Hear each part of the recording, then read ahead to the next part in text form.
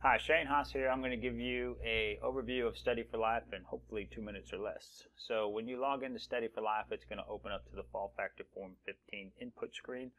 And that's just where you can input the same information that your patient's already filled out for you into the database, so that information will be stored and can be used again later on.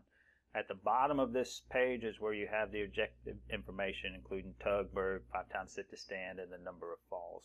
So once you have that in, you just hit submit, and then boom, once it's submitted, you can go into the outcomes tab up here at the top, and you'll see that that report that you just submitted will then be available to you, where you could click on that hourglass and you could see a PDF copy of it. You could also download that PDF copy, so if you need to attach that to an EMR, that's an easy way to do that. Next to that hourglass, you'll see a plus sign, which is going to, if you just hover over that, it'll say add post test, and that's where you'll put in the post information, which again will be your final tug, berg, 5 times sit to stand, and the falls that they've had over the last month. So this is the PDF copy that I was just talking about for the Fall Factor Form 15. Once you have inputted your post test, then you'll see it'll change to a bar graph, and that'll pull up the pre-post report for that particular patient, and that will give you the objective information in a bar graph format. You could also print that as a PDF and either give a copy to the patient or attach that to the EMR as well.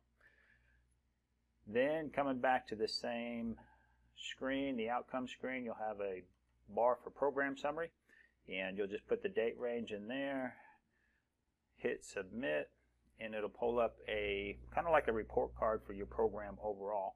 So it'll include the same bar graphs that we saw in the pre-post report for the patient. The only difference is this is now for all of the patients that you have in that date range.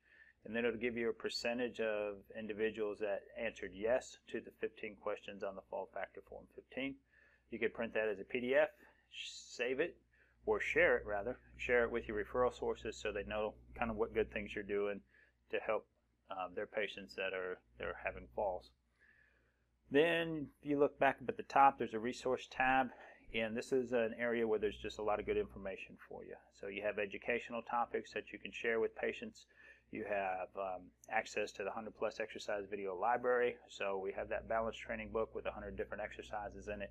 What we've done is basically shot a video of each of those 100 exercises, and they're here in the database. So you can just click on one of those topics, and it's going to give you access to just a lot of different video content that way.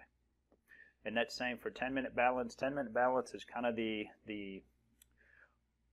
program that we're using to give patients and individuals guidance on what to do at home and what to do after they finish with the Study for Life program.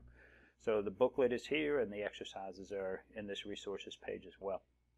So in the My Accounts, this is where you'll go to upload your logo, so that way your branding will show up on your reports and not the Study for Life kind of default branding. Hopefully that was enough to get you up and running here. If you have questions, please look at some of the other tutorials, and they'll answer some of the other some of those things I just kind of glossed over. We'll go deeper and deeper in that. So thanks for being part of Study for Life. We'll see you again in future videos.